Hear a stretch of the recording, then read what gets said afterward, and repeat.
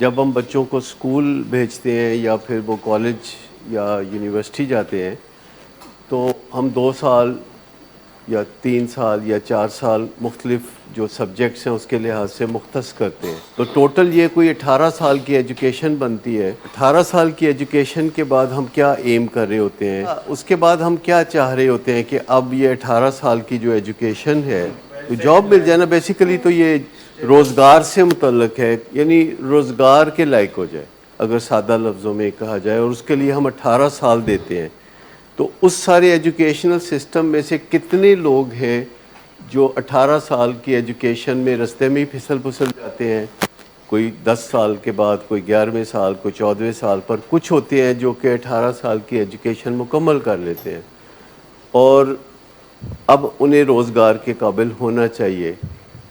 اور یہ لوگ مختلف یونیورسٹیوں سے فارغ التحصیل لوگ ہوتے ہیں جو پاکستان میں اور باہر پڑھنے کے لیے جاتے ہیں, اور ہم چاہتے ہیں کہ وہ روزگار کے قابل ہو جائیں. تو کتنے % لوگ ہیں جو روزگار کے قابل ہو جاتے ہیں؟ 10%. مطلب 16% اس میں سے وہ ہوتے ہیں جو گزارا کر لیتے ہیں, جو 18 سال کی ایجوکیشن کے بعد گزارا کر لیتے ہیں. لیکن 4% ہوتے ہیں جو آؤٹ سٹینڈنگ ہوتے ہیں. لیکن ادھر یہ دیکھنے میں آتا ہے کہ بہت سے لوگ جو اس پوری ایجوکیشن میں سے نہیں گزرتے, تو وہ کتنے % ہیں جو روزگار کے قابل ہو جاتے ہیں؟ کوئی خاص پتہ نہیں ہے, لیکن سننے میں آتا ہے کہ کئی لوگ جو پڑھ نہ سکے تو انہوں نے روزگار اچھا کر لیا. اب ایگزیکٹلی نہیں پتہ کتنے %. لیکن اگر کوئی بندہ اپنی زندگی کا رستہ کھو دے اور وہ نشوں میں پڑ جائے, بری سوسائٹی میں ساتھ موو کرنا شروع کر دے, تو الٹیمیٹلی جو خرابی پیدا ہوتی ہے جسے نشے کی بیماری کہتی ہے, اور جس میں بہت سارے کریکٹر ڈیفیکٹس بھی ساتھ زبردستی چمٹ جاتے ہیں. اب اس چیز کو ریورس کرنے کے لیے, انڈو کرنے کے لیے, اب وہ جو آپ 100 دنوں کی بات کر رہے تھے وہ کیسی ہے؟ یعنی ایک بندہ 5 سے 10 سال تک بالکل پٹری سے اتری ہوئی زندگی گزارتا ہے, ڈرگز لیتا ہے جس سے گلٹ نہیں ہوتا, اور ساتھ کچھ بری عادتیں اپنا لیتا ہے کیونکہ نشے میں کچھ عجیب نہیں لگتا, کوئی گلٹ نہیں ہوتا, اور یہ سارے جو کریکٹر ڈیفیکٹس اس کی زندگی کا حصہ بن جاتے ہیں, اور وہ نشے پہ ڈیپینڈنٹ ہو جاتا ہے. نشے کے بغیر اس کو دنیا اندھیر لگتی ہے, اسے لگتا ہے کہ وہ نشے کے بغیر تو وہ محبت کرنے کے قابل بھی نہیں ہے. تو پھر ایسے بندے کو واپس ریہیبلیٹیٹ کرنا زندگی میں کہ وہ روزگار میں جا سکے, وہ کما سکے, تو مجھے یہ بتائیے کہ اس کے اندر وہ بنیادی ایبلٹیز پیدا کرنے کے لیے کہ وہ محبت کر سکے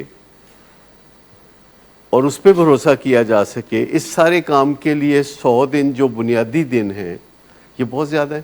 اچھا, جو 100 دن پھر آؤٹ ڈور کے ہیں وہ بہت زیادہ ہیں.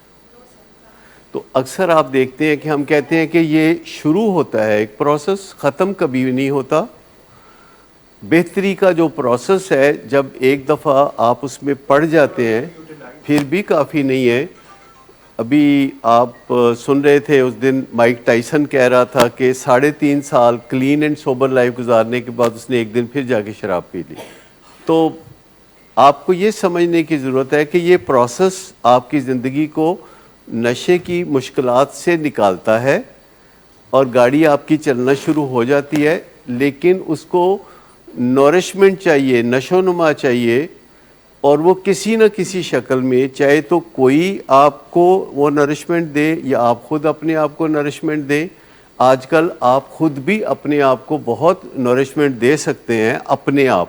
اگر آپ گوگل پہ چلے جائیں یا یوٹیوب پہ چلے جائیں اور اپنے کسی مسئلے کا ذکر کریں تو آپ کو بہت سی ایسی انفارمیشن ملے گی کہ جو آپ اسی دن اس پہ عمل بھی کر سکتے ہیں, اور آپ اپنی پرائیویسی میں دن کو یا رات کو وہ انفارمیشن حاصل کر سکتے ہیں, اور آپ کو اس میں کوئی شیم بھی فیل نہیں ہوتی, اور آپ کو وہ مفت انفارمیشن ملتی ہے. لیکن اگر آپ وہ ریگولرلی کرنا شروع کر دیں تو وہ بھی بہت کارآمد ہوگی.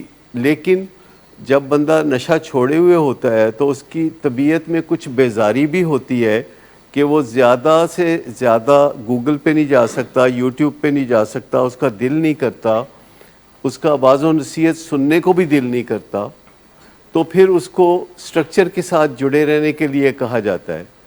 کیونکہ کئی دفعہ آپ اکیلے وہ کام نہیں کر سکتے جتنا کہ کسی کے ساتھ مل کے کر سکتے ہیں.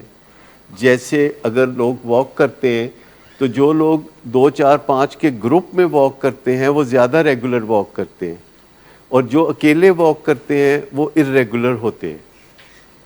تو کسی کا ساتھ ہونا یا کسی سٹرکچر کا آپ کے اوپر انفلوئنس ہونا یہ کارآمد ہوتا ہے. کہ اگر آپ کو پتہ ہو کہ میری حاضری لگے گی یا کوئی گنتی ہو رہی ہے یا اس کے بعد مجھے کوئی ریوارڈ ملے گا کہ 100 دن میں نے آؤٹ ڈور اٹینڈ کیا ہے، اس کا مجھے کوئی سرٹیفکیٹ ملے گا، کوئی چپ ملے گی، اور 1 سال میں نشے کے بغیر گزاروں گا تو مجھے میڈالین ملے گا. لیکن اس میں کچھ خدشات بھی ہوتے ہیں. یہ جو لاسٹ ویک میڈالین ملا سلمان کو، تو اس کے فادر میڈالین سے کچھ دیر پہلے میرے پاس آئے کہ ڈاکٹر صاحب آپ اس کو 1 سال کا میڈالین دے رہے ہیں تو کہیں اس کے بعد یہ تو نہیں سوچے گا کہ اب میں دوبارہ نشہ کر سکتا ہوں. میں نے کہا یہ تو وہم ہی لگتا ہے بیسیکلی، لیکن مجھے آپ بتائیے کہ اس نے 1 سال نشے کے بغیر کیسے گزارا. تو انہوں نے کہا کہ یہ ریگولرلی یہاں اٹینڈنس میں آتا رہا، یہاں سیشنز اٹینڈ کرتا رہا، اور اس کے علاوہ ہم نے بھی اس کو بہت پیار محبت دیا اور بڑی عزت کے ساتھ اس کے ساتھ وقت گزارا. اس کو ہم نے ٹائم دیا، اس سے ہم نے باتیں کی.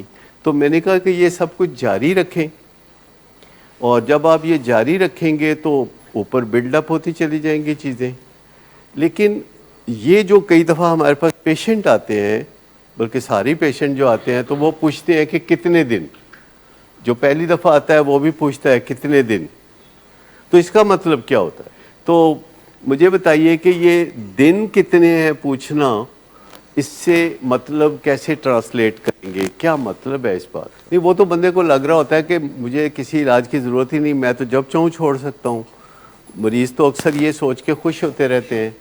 لیکن یہ جو پوچھتے ہیں کہ دن کتنے ہیں، اس میں تھوڑا سا پہلو وہ بھی ہو سکتا ہے جو آپ کہہ رہے ہیں، لیکن زیادہ تر پہلو یہ ہوتا ہے کہ یہ کوئی سزا ہے جو مجھے پتہ چل جائے کہ کتنی ہے، تاکہ میں پھر اطمینان سے بیٹھ جاؤں اور دن گنتا رہوں، دیوار پہ لکیریں لگاتا رہوں کہ میرے کتنے دن گزر گئے ہیں.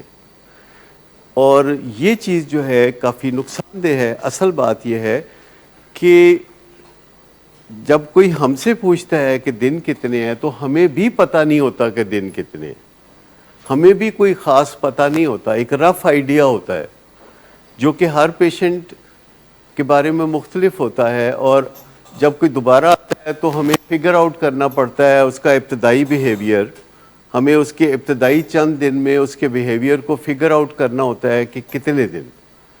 اور جب کوئی پہلی دفعہ آتا ہے تو تب بھی ہم نے اس کے بیہیویئر کو دیکھنا ہوتا ہے کہ آخر یہ پیشنٹ کن کن مراحل میں سے گزر کے، کہاں کہاں سے گزر کے یہ یہاں تک پہنچا ہے. انٹرنیٹ پہ میرا ایک ہائپر لنک والا ناول ہے جو کہ کسی بچے کی کہانی ہے جو گھر سے بھاگ گیا تھا، اور اس کہانی کا نام ہے کہاں کہاں سے گزر گیا. وہ کہاں کہاں سے گزر گیا، جو گھر سے بھاگا تھا تو وہ پھر کن کن مراحل میں رہا. اسی طرح جو نشے کا مریض ہوتا ہے وہ ہمارے پاس آنے سے پہلے کہاں کہاں سے گزر کے ہمارے پاس آتا ہے، یہ فگر آؤٹ کرنے کے لیے ہمیں کچھ وقت چاہیے ہوتا ہے.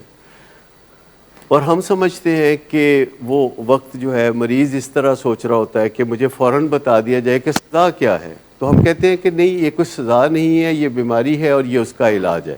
مطلب دیکھنا پڑتا ہے نا کہ کہاں کس کے ساتھ کیا کرنا ہے. آپ سمجھتے ہیں کہ سب کے ساتھ ایک جیسا کرنا ہے، ہم نے سب کے ساتھ ایک جیسا نہیں کرنا. کسی کو ہم کہتے ہیں کہ تم یہاں سے 100 دن تعلیم یہاں سے 100 دن مکمل کرنے کے بعد ابھی یونیورسٹی نہیں جا سکتے.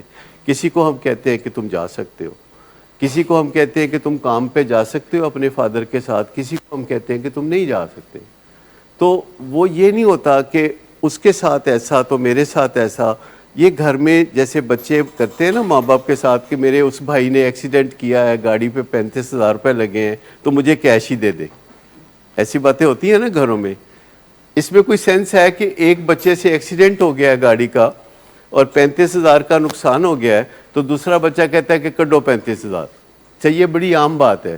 یہ بھی بڑی عام بات ہے کہ میں کھانا تب کھاؤں گا اگر مجھے 200 روپے دیں گے, حجامت تب کراؤں گا اگر 500 دیں گے, نہانے کا 250 ہے. تو اچھا خاصا بل اکٹھا ہو جاتا ہے. یہ کس کس کے ساتھ ہوا ہے کہ دودھ کا گلاس پینا ہے تو 200 روپے دے اور ماں باپ دے. تو یہ ساری چیزیں پھر وہ ایک روٹین بن جاتی ہیں اور اس میں بڑے مسائل ہو جاتے ہیں.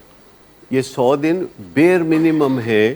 جیسے میں نے ساری کہانی سنائی کہ جو ایک عام دنیاوی تعلیم ہے جس میں ہم سالوں کے حساب سے مختص کرتے ہیں, ایف اے سے بی اے تک 2 سال, فلانی جگہ سے فلانی جگہ تک 3 سال. تو جب ایک عام سی دنیاوی ایجوکیشن جس میں کوئی آپ کو سکلز نہیں چاہیے, کوئی ول نہیں چاہیے, ایک عام سی ایجوکیشن ہے جو آپ حاصل کرتے ہیں, اس کے لیے سالوں کے حساب سے دن مختص کیے جاتے ہیں. تو یہ 100 دن جو ہے نا, ہمارے پاس جو بھی پیشنٹس آتے ہیں تو 100 دن بیر منیمم ہے. لیکن ان میں سے کافی بڑی تعداد ہوتی ہے کہ جو شروع کے کچھ دن ضائع کرتی ہے. تو وہ دن کاؤنٹ نہیں ہو رہے ہوتے. ان کو لگتا ہے کہ کاؤنٹ ہو رہے, وہ دن کاؤنٹ نہیں ہو رہے ہوتے. اور ان کے پیرنٹس کو ہم بتا بھی دیتے ہیں کہ یہ ابھی معاملہ سیدھی طرف چلا نہیں. یعنی ان کے ذہن میں ہوتا ہے کہ کسی طرح صبح یا کل صبح یا پرسوں شام میں نکل جاؤں, چلا جاؤں. یعنی وہ ڈینائل میں ہے. They are not into education. وہ اپنی ریکوری کے لیے کوششوں میں شریک نہیں ہوتے. وہ ان سے باہر ہوتے ہیں, ان کوششوں سے باہر بیٹھے ہوتے ہیں جو کہ ان کی ریکوری کے لیے کی جاتی ہیں. پتہ نہیں آپ نے وہ فلم دیکھی ہے کہ نہیں, ایک فلم تھی جس کا نام تھا he is not that into me. On average جب کسی لڑکی کو کوئی لڑکا پسند کرتا ہے تو اس لڑکی کو جلد یا بدیر یہ اندازہ لگانے کی ضرورت ہوتی ہے کہ یہ میرے ساتھ سیدھا ہے کہ نہیں. اس کو کہتے ہیں that into me, that into you. تو ہر لڑکی کو یہ دن دیکھنا پڑتا ہے کہ کوئی اس کو پسند کرتا ہے, اور ساتھ ہی ساتھ یہ گیج کرنا پڑتا ہے کہ از ہی سیریس. اور پھر اس کی مشکلات کے دن شروع ہو جاتے ہیں جب اس کو کیوز ملتے ہیں کہ ہی از ناٹ سیریس, اور اب وہ قدم پہلے آگے بڑھا چکی ہے اور سیریسنس بعد میں چیک کر رہی ہے. تو اس لڑکی کے لیے کتنی مشکلات ہو سکتی ہیں کہ جو پہلے قدم آگے بڑھائے اور یہ اندازہ بعد میں کرے کہ یہ میرے ساتھ سیریس بھی ہے کہ نہیں. تو اب وہ ایک ایسے ٹریپ میں ہے جس میں وہ نہ نکل سکتی ہے نہ وہ رہ سکتی ہے. تو جب کوئی بندہ کسی چیز میں سیریس ہوتا ہے تو اس کی حرکات و سکنات کچھ اور ہوتی ہیں, اور جب کوئی بندہ سیریس نہیں ہوتا, صرف ڈنگ ٹپا رہا ہوتا ہے, صرف دکھا رہا ہوتا ہے کہ میں بھی موجود ہوں, اور اصل میں وہ اس میں نہیں ہوتا. مجھے بتائیے یونیورسٹی میں پڑھنے والے کتنے پرسنٹ اسٹوڈنٹ ہیں جو یہ فیصلہ کر چکے ہوتے ہیں کہ انہوں نے نہیں پڑھنا, پر وہ ریگولرلی جا رہے ہوتے ہیں یونیورسٹی. لیکن اگر 50% بھی ہوں اسٹوڈنٹ جو کہ گھر سے پکا تہیا کر کے سوچ کے اللہ کی قسم کھا کے نکلتے ہیں کہ پڑھنا میں کوئی نہیں, لیکن ویسے وہ خشوع سے کتابیں پکڑ کے یونیورسٹی جا رہے ہوتے ہیں, پاکٹ منی لے کے جا رہے ہوتے ہیں, اسٹوڈنٹ کا لیبل انجوائے کر رہے ہوتے ہیں. اور آپ اندازہ کریے کہ آپ کسی یونیورسٹی پہ ہیلی کاپٹر سے نظر ڈالیں اور نیچے ایک کراؤڈ نظر آئے اور آپ کو لگے کہ آدھے لوگ جو ہیں گھر سے پڑھنے نہیں آئے ہوئے, وہ کچھ اور کرنے آئے ہوئے ہیں. ابھی آپ تو 80% کہہ رہے ہیں, تو مجھے بھی لگتا ہے کہ ہے ویسے بات سچ. اور ایسے حالات میں جنہوں نے نہیں پڑھنا وہ ان پہ کیا اثر ڈالتے ہیں جنہوں نے پڑھنا ہے. وہ چاہیں گے کہ وہ پڑھیں, لیکن جیسے کوئی آرگنائزیشن ہے جس میں لوگ کام کرتے ہیں, اور ایک بندہ جو نیا امپلائی ہو کے آتا ہے, اکثر آرگنائزیشن میں جب کوئی نیا بندہ امپلائی ہو کے آتا ہے تو وہ بھاگ کے کام کر رہا ہوتا ہے, وہ ہر چیز میں آگے ہو کے ذمہ داریاں قبول کر رہا ہوتا ہے. تو جو پہلے امپلائی ہوتے ہیں وہ بھلا اس کو کیا کہتے ہیں, تینوں بڑی آگ لگی ہے اور کیا. اور آخر کار وہ اس بندے کو یا تو بھگا کے چھوڑتے ہیں یا اپنی لائن پہ لگا کے چھوڑتے ہیں. تو جو یونیورسٹی میں پڑھنے جاتے ہیں, جو 20% چلے مان لیتے ہیں 20% جو پڑھنے جاتے ہیں اور 80% وہ ٹائم پاس کرنے جاتے ہیں، کہتے ہیں اگر ڈگری مل گئی تو تب بھی اچھا ہے، نہیں ملی تو تب بھی اچھا ہے۔ جو اکثریت ہے وہ ان لوگوں کو جو پڑھنے والے ہوتے ہیں ان کو کیا کہتے ہیں؟ جو پڑھنے والے بچے ہیں ان کے کیا نام رکھے جاتے ہیں؟ کتابی کیڑے، نرڈ، آپ سمجھ گئے کہ وہ 80% اب ان کو بھی پڑھنے نہیں دیتے، ان کے برے برے نام رکھتے ہیں۔ اور زیادہ تر لڑکیاں کن لڑکوں کو پسند کرتی ہیں یونیورسٹی میں؟ پڑھاکو ٹائپ لڑکے یا جو ایمی یونیورسٹی میں آئے ہوتے ہیں میلہ دیکھ؟ کیوں لڑکیاں کیوں ایسا کرتی ہیں؟ وہ کیوں ان کو پسند کرتی ہیں جو نہ پڑھتے لکھتے ہیں، نہ جو لائف کے بارے میں بھی سیریس نہیں ہے، جو سگریٹ پی رہے ہیں، نشہ وشہ کر رہے ہیں یونیورسٹی میں، گھوم پھر رہے ہیں، کیفیٹیریا انٹرٹیننگ ہوتے ہیں۔ سب سے بڑی بات ہے کہ ویلے ہوتے ہیں، برانڈڈ کپڑے پہنے ہوتے ہیں، گاڑی شاڑی بھی ہوتی ہے ان کے پاس، اور پھر لڑکی سال بعد سوچ رہی ہوتی ہے از ہی دیٹ انٹو می؟ تو اس کا جواب کیا ہے؟ نو، ایبسلیوٹلی ناٹ۔ اور لڑکی سے کہتی ہے کہ بھائی تم تو میرے ساتھ اتنے عرصے سے اسٹڈی ہو تو کچھ اب تم اپنے ماں باپ کو بھیجو، کوئی رشتہ طے کرو۔ تو وہ کہتے ہیں ہم کوئی غلام ہیں؟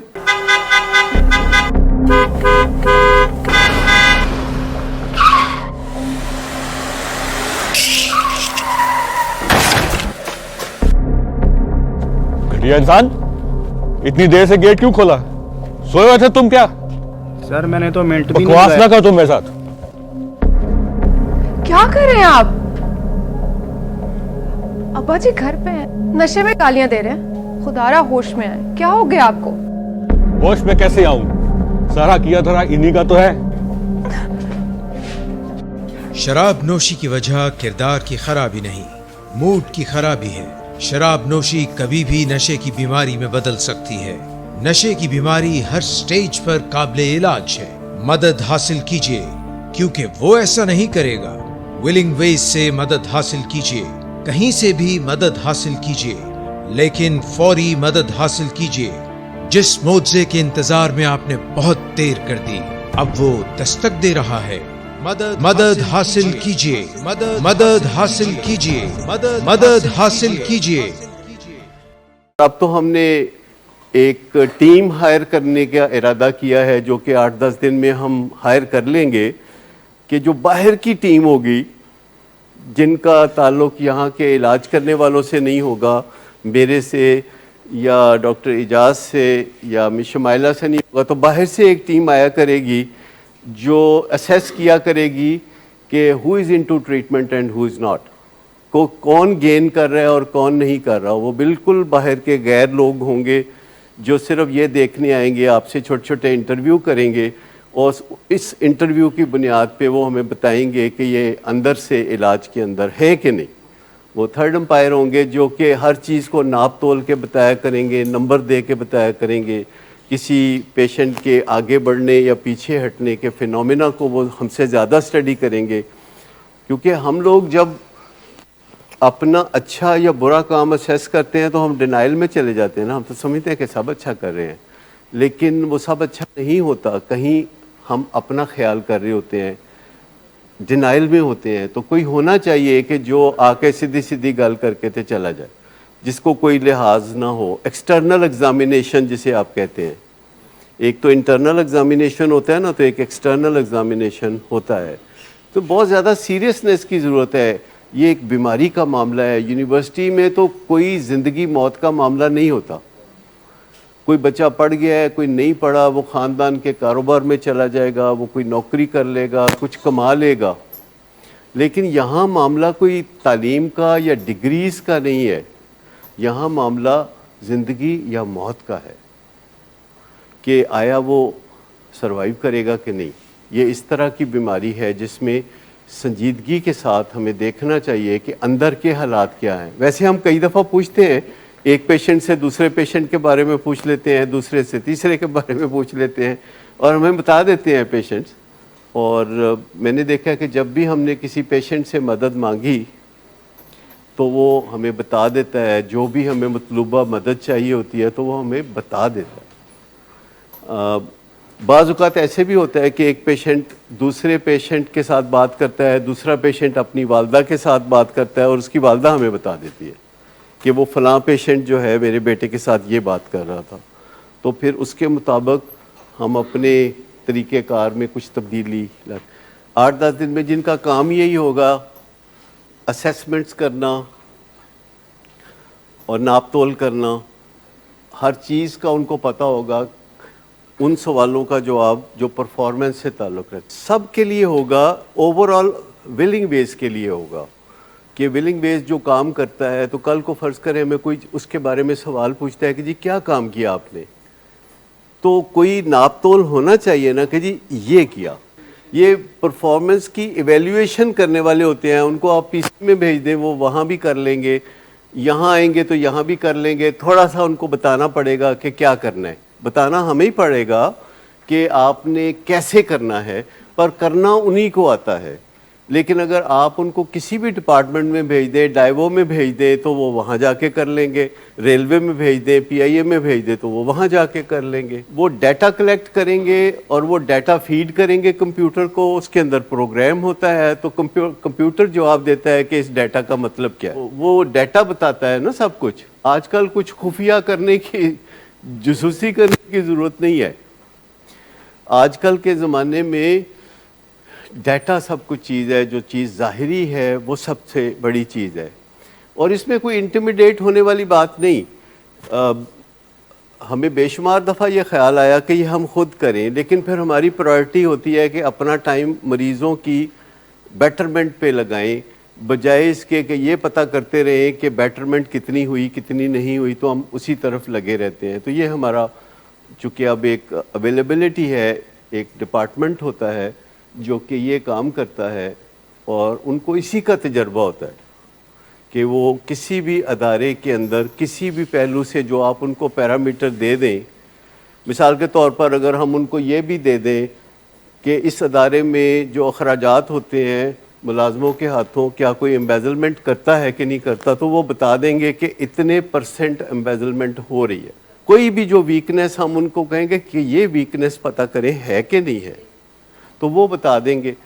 ہم لوگ اپنے کاموں میں مصروف ہونے کی وجہ سے اس طرح اس کا پتہ نہیں کر سکتے. یہ اچھی طرح سوچنے کی چیز ہے کہ یہ جو ہم دن پوچھتے رہتے ہیں، تو اس کے جواب میں اب ہماری توجہ اس طرف ہے کہ کوئی پیشنٹ انٹو دا ٹریٹمنٹ ہے کہ نہیں، اور اگر وہ دن ضائع کر رہا ہے تو پھر ہم اس کے پیرنٹس کو بتا دیتے ہیں کہ سم ہاؤ دن ضائع کر رہا ہے اور آپ کو یہ پالیسی چینج کرنے کی ضرورت ہے.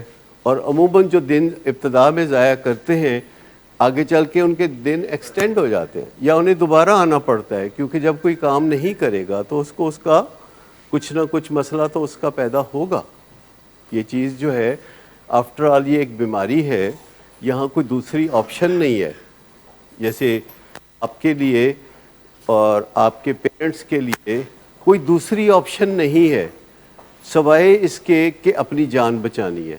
جو بھی ان کو تکلیفیں ہوں، چاہے وہ دانتوں کی تکلیف ہو یا کوئی اور تکلیف ہو، اس کا علاج مسٹ ہے. سی بی ٹی میں 5واں فیکٹر ہے، یہ جو آپ کا علاج ہوتا ہے، یہ جس پروگرام کے تحت ہوتا ہے، اس کو سی بی ٹی کہتے ہیں، کوگنیٹیو بیہیویئر تھراپی. اس میں پہلی چیز ہے تھاٹ پہ کام کرتے ہیں، دوسری چیز ہے موڈ پہ کام کرتے ہیں، تیسری چیز بیہیویئر پہ، چوتھی چیز آپ کی انوائرمنٹ پہ، اور پانچویں چیز ہے کہ آپ کے سمٹمز پہ، کہ آپ کو جو سمٹمز ہیں جو کہ ڈیفینیٹلی ہوتے ہیں اور نشے کی بیماری میں چھپے ہوتے ہیں، تو وہ سمٹمز ابھر کے سامنے آتے ہیں. دانتوں کا پرابلم ہو یا کوئی اور پرابلم ہو، جوڑوں کی تکلیف ہو جاتی ہے، چھپی رہتی ہے نشے کی بیماری میں.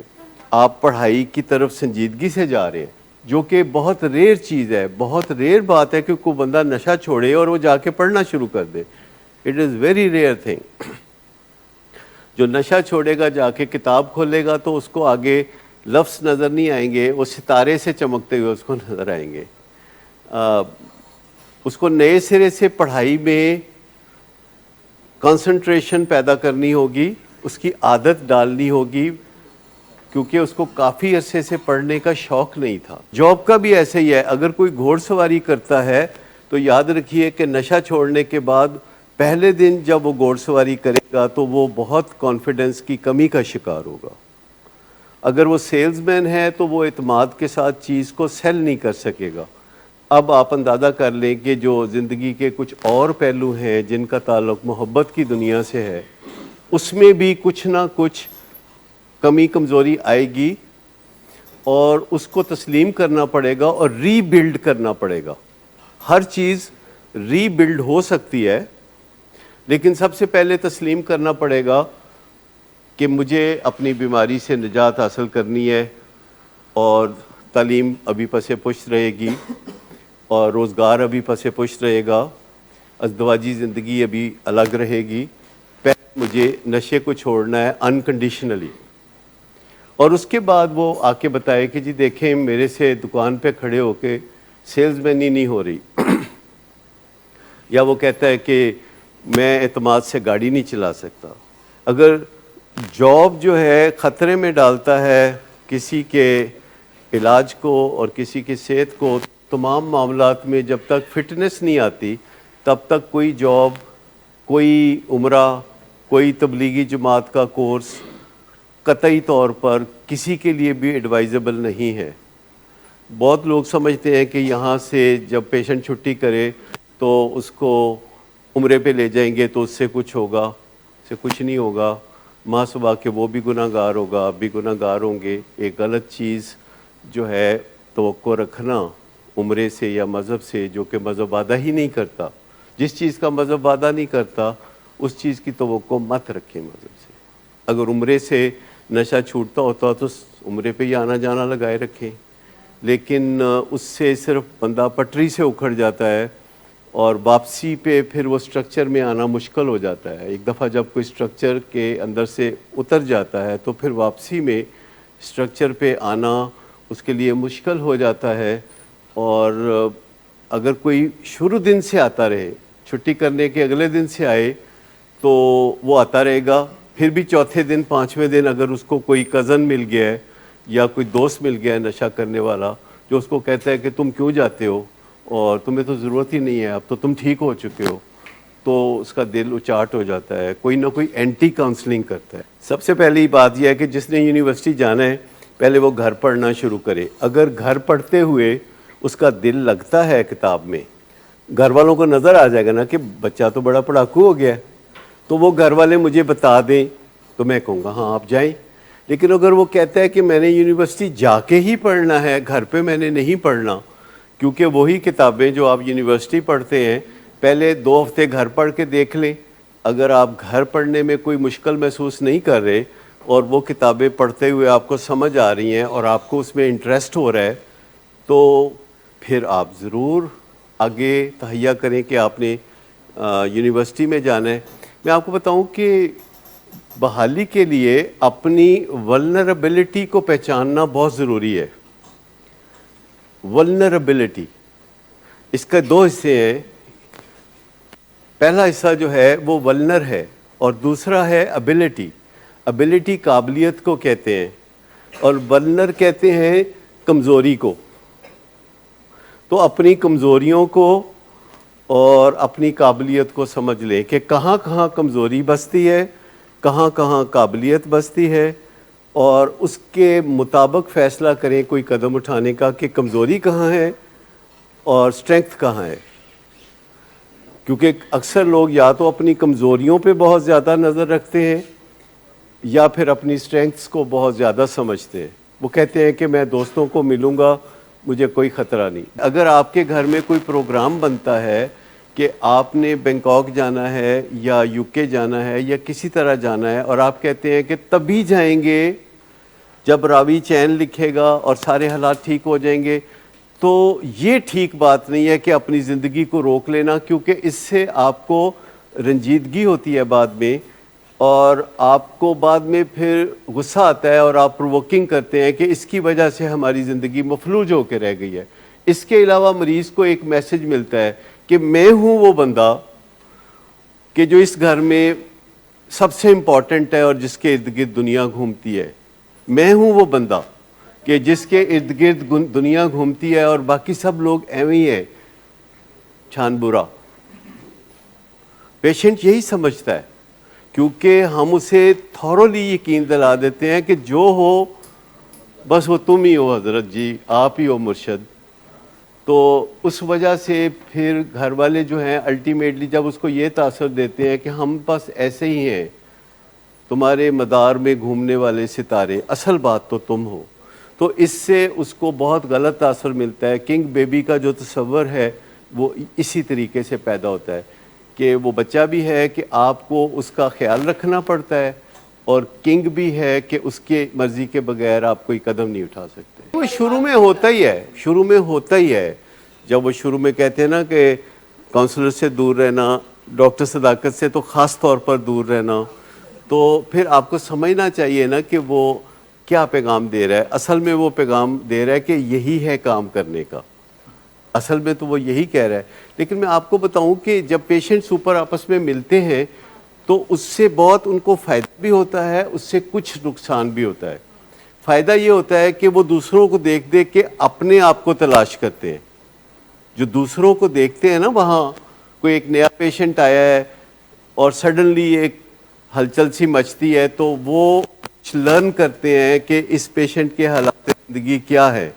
وہ اپنے آپ میں جو کچھ خود نہیں دیکھ سکتے، کیونکہ ہماری آنکھوں کا رخ باہر کی طرف ہے، تو ہم دوسروں کو دیکھ سکتے ہیں، اپنے آپ کو نہیں دیکھ سکتے. تو پیشنٹ دوسروں کو دیکھ کے بہت کچھ سیکھتے ہیں. لیکن بیچ میں جب دوسرے کوئی پٹھی مت دیتے ہیں یا اپنے نشوں کا تذکرہ فخریہ کرتے ہیں تو اس سے کچھ نقصان بھی ہوتا ہے. تو جو پروفیشنل ہیزرڈز ہوتے ہیں دنیا میں، جیسے آپ سڑک پہ آتے ہیں تو آپ یہ رسک لیتے ہیں کہ آپ کا ایکسیڈنٹ ہو سکتا ہے، لیکن آپ سب سڑک پہ آتے ہیں. You do the right thing, آپ وہ چیز ضرور کرتے ہیں جو کرنے کا کام ہے. تو میں آپ کو بتاؤں کہ جو پیشنٹ اوپر رہتے ہیں، اگر وہ ایک بری بات سیکھتے ہیں تو اس کے مقابلے میں 10 اچھی باتیں سیکھتے ہیں. کیونکہ جو نیا پیشنٹ آتا ہے وہ بہت لیسن سکھاتا ہے. اور کوئی بھی پیشنٹ جب نیچے آپ آتے ہیں تو آؤٹ ڈور میں جو آتے ہیں جن کو میڈیلینز ملتے ہیں، تو نہایت خاموشی سے اس چیز کا اثر ہر ایک کی زندگی پہ ہوتا ہے، ہمارے سمیت. کیونکہ ہمیں کئی دفعہ یاد بھی نہیں ہوتا. ایک بندہ جو آتا ہے 5 سال کا میڈیلین لینے، تو میں اس کو دیکھتا ہوں تو میں دیکھتا ہی رہ جاتا ہوں کہ اچھا یہ وہی ہے. کیونکہ یہ سارا فیصلہ کہ کس کو میڈل ملے گا یہ میرے ہاتھوں نہیں ہوتا، یہ کاؤنسلرز کرتے ہیں. اور مجھے 2-3 دن پہلے بتاتے ہیں کہ اس سیٹرڈے کو فلاں کو میڈیلین ملے گا، فلاں کو پینٹاگون ملے گا، فلاں کو فلاں چیز ملے گی. تو اس طرح ہوتا ہے. لیکن اوور آل آپ دیکھیں کہ خود آپ لوگوں کی زندگی میں کیا فرق پڑتا ہے. جب آپ آتے ہیں تو ہم آپ کو ایک دوسرے سے ملنے کے لیے فیسیلیٹیٹ کرتے ہیں. کیا آپ نے کبھی دیکھا کہ کسی جگہ کوئی کلائنٹس کو ملنے کے لیے فیسیلیٹیٹ کرتا ہو؟ دنیا میں کوئی کسی جگہ کلائنٹس کو ملنے کے لیے فیسیلیٹیٹ کرتا ہو؟ کیا اس کو کہتا ہو کہ ایک دوسرے کے نمبر لیں، ایک دوسرے سے باتیں کیا کریں، ایک دوسرے کے تجربات سے سیکھا کریں؟ کیا آپ نے کبھی کوئی جگہ دیکھی؟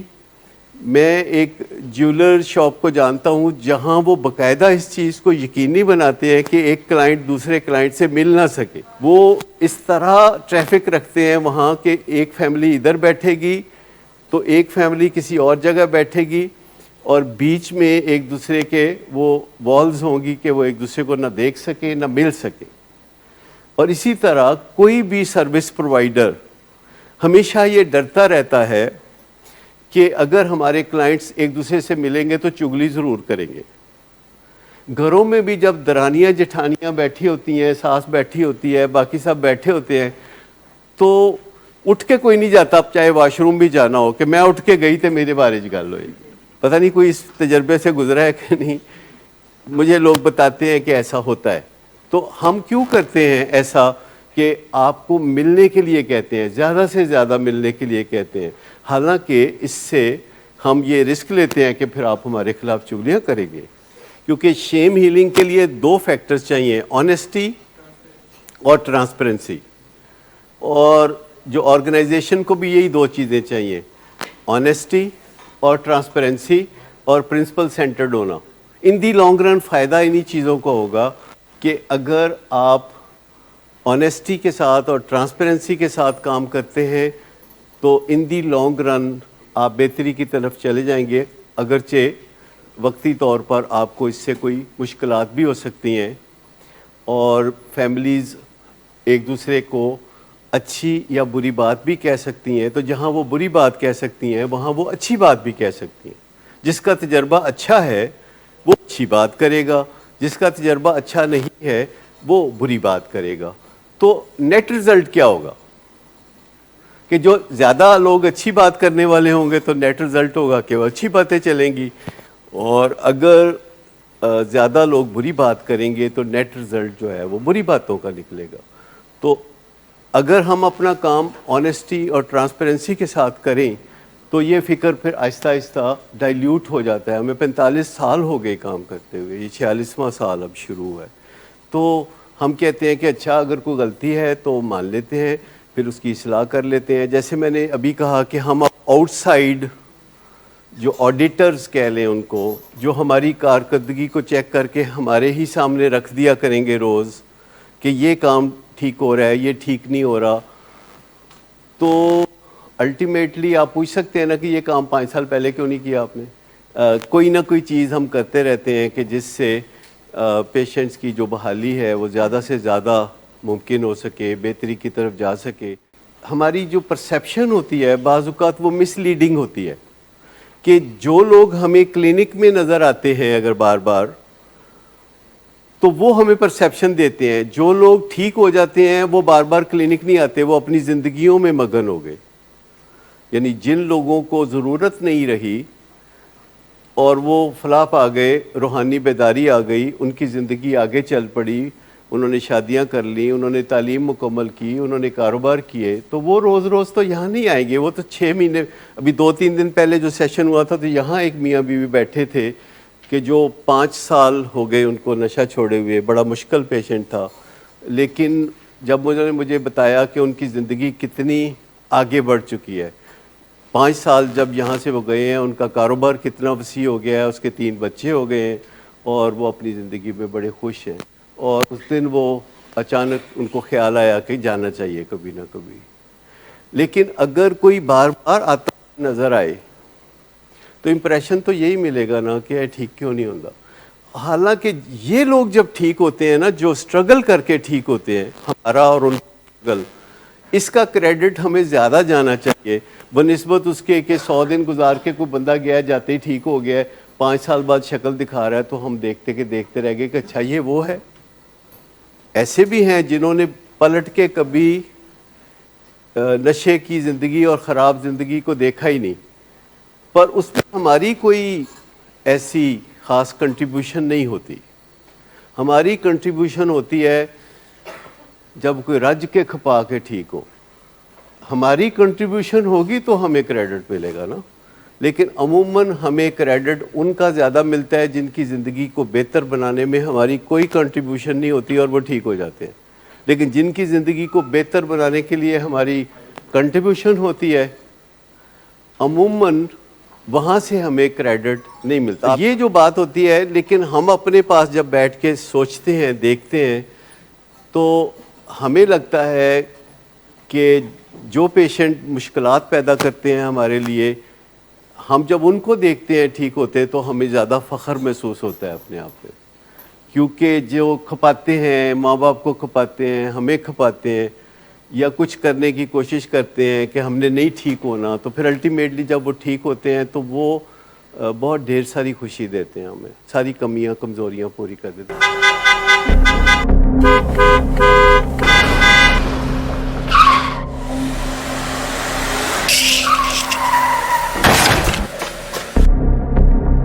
گھٹیا انسان، اتنی دیر سے گیٹ کیوں کھولا؟ سوئے ہوئے تھے تم کیا؟ سر میں نے تو منٹ بھی بکواس نہ کر تم میرے ساتھ. کیا کر رہے ہیں آپ؟ ابا جی گھر پہ ہیں، نشے میں گالیاں دے رہے ہیں. خدا را ہوش میں آئے، کیا ہو گیا آپ کو؟ ہوش میں کیسے آؤں؟ سارا کیا دھرا انہی کا تو ہے. شراب نوشی کی وجہ کردار کی خرابی نہیں، موڈ کی خرابی ہے. شراب نوشی کبھی بھی نشے کی بیماری میں بدل سکتی ہے. نشے کی بیماری ہر سٹیج پر قابل علاج ہے. مدد حاصل کیجیے، کیونکہ وہ ایسا نہیں کرے گا. ولنگ ویز سے مدد حاصل کیجیے، کہیں سے بھی مدد حاصل کیجیے، لیکن فوری مدد حاصل کیجیے. جس معجزے کے انتظار میں آپ نے بہت دیر کر دی، اب وہ دستک دے رہا ہے. مدد حاصل کیجیے، مدد حاصل کیجیے، مدد حاصل کیجیے۔